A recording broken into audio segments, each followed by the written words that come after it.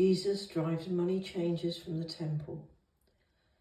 Then they came to Jerusalem, and he entered the temple area and began to drive out those who were selling and buying on the temple grounds. And he overturned the tables of the money changers and the seats of those who were selling doves. And he would not allow anyone to carry merchandise through the temple grounds. And he began to teach and say to them, "Is it not written, 'My house will be called a house of prayer for all the nations'? But you have made of it a den of robbers." Now, that text I've just read is about Jesus cleansing the temple in Jerusalem, or clearing the temple. It's in all of the Gospels. Matthew and Luke have Jesus going straight away from his triumphant entry on Palm Sunday. Mark, in the version I've just read, implies it was getting too late after Jesus' arrival in the city, so he waited till the next day, Monday.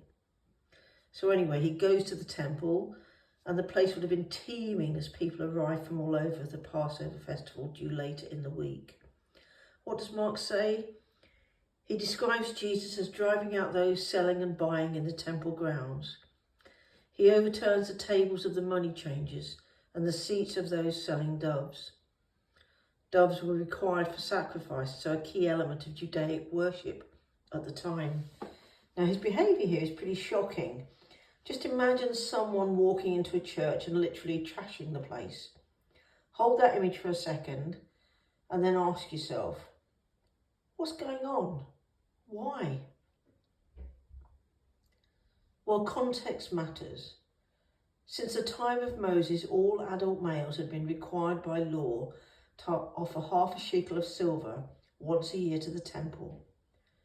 Now, most local coinage was pretty poor quality silver, and so, since the religious leaders said only the best silver could be used, the poorer quality coins had to be exchanged for the better quality shekels, and they were charged high interest rates for the exchange.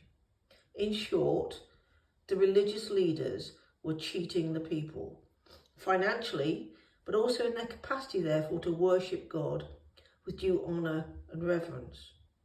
The religious leaders were making profit out of the religious needs of ordinary people. Jesus had a right to be angry.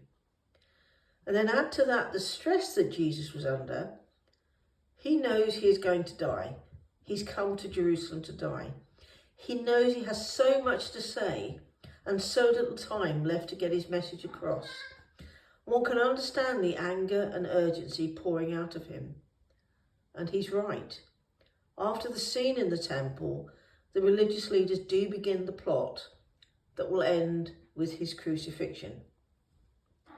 This passage raises a good question about anger. Do we avoid anger? I mean righteous anger, anger on behalf of that which is right and godly. Christians on the whole don't do anger very well, but sometimes it's the right and honest response. I don't mean the directionless brutality of ordinary human anger.